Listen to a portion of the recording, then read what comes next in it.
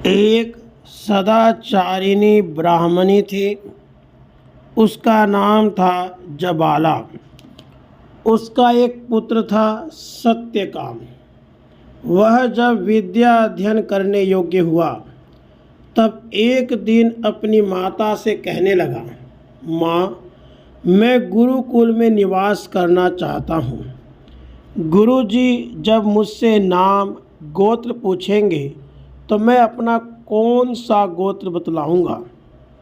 इस पर उसने कहा कि पुत्र, मुझे तेरे पिता से गोत्र पूछने का अवसर नहीं प्राप्त हुआ, क्योंकि उन दिनों मैं सदा अतिथियों की सेवा में ही बजी रहती थी। इसलिए जब आचार्य तुमसे गोत्र आदि पूछें तब तुम इतना ही कह देना कि मैं जबाला का पुत्र सत्यकाम हूँ।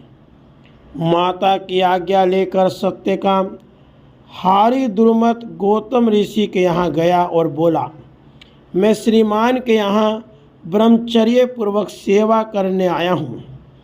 आचार्य ने पूछा, वत्स, तुम्हारा गोत्र क्या है? सत्यकाम ने कहा, भगवान, मेरा गोत्र क्या है इसे मैं नहीं जानता।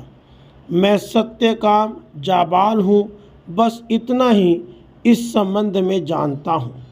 इस पर गौतम ने कहा, वत्स, ब्राह्मण को छोड़कर दूसरा कोई भी इस प्रकार सरल भाव से सच्ची बात नहीं कह सकता। जा, थोड़ी समीधा ले आ, मैं तेरा उपनयन संस्कार करूँगा। सत्यकाम का उपनयन करके 400 दुर्बल गायों को उसने उनके सामने लाकर गौतम जी ने कहा, तू इन्हें वन में चराने ले जा। जब तक इनकी संख्या 1000 न हो जाए इन्हें वापस न लाना। उसने कहा, भगवान, इनकी संख्या 1000 हुए बिना मैं न लौटूंगा। सत्यकाम गायों को लेकर वन में गया। वहाँ वह कुटिया बनाकर रहने लगा और तन मन से गौओं की सेवा करने लगा। धीरे धीरे गायों की संख्या पूरी 1000 हो गई। तब एक दिन वृषभ ने सत्यकाम के पास आकर कहा, वत्स, हमारी संख्या 1000 हो गई है, अब तू हमें आचार्य कुल में पहुंचा दे। साथ ही ब्रह्म तत्व के संबंध में तुझे एक चरण का उपदेश देता हूँ। वह ब्रह्म प्रकाश स्वरूप है। इसका दूसरा चरण तुझे अग्नि बतलाएंगे। सत्यकाम गौओं को हाँक कर आगे चला। संध्या होने पर उसने गायों को रोक दिया और उन्हें जल पिलाकर वहाँ रात्रि निवास की व्यवस्था की। तत्पश्चात काष्ठ लाकर उसने अग्नि जलाई। अग्नि ने कहा, सत्यकाम, मैं तुझे ब्रह्म का द्वितीय पाद बतलाता हूँ। वह अनंत लक्षणात्मक है। अगला उपदेश तुझे हंस करेगा।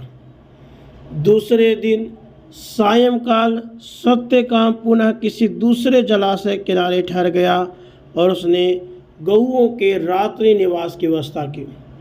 इतने में ही एक हंस ऊपर से उड़ता हुआ आया और सत्यकाम के पास बैठकर बोला, सत्यकाम। सत्यकाम ने कहा, भगवान, क्या आज्ञा है? हंस ने कहा, मैं तुझे ब्रह्म के तृतीय पाद का उपदेश कर रहा हूँ। वह ज्योतिष्मान है। चतुर्थ पाद का उपदेश तुझे मुद्ग जल कुक्कुट करेगा।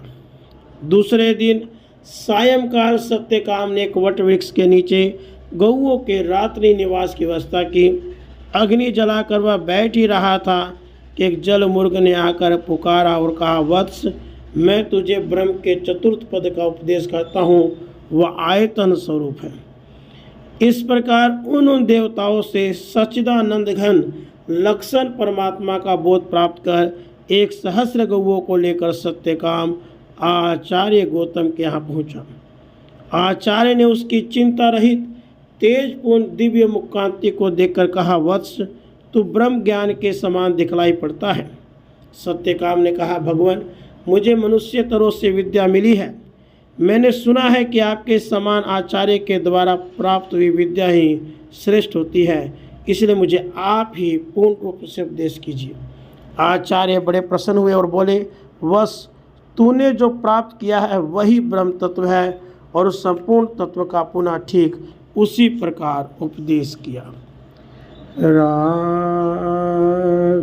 कृष्ण, राधे कृष्ण।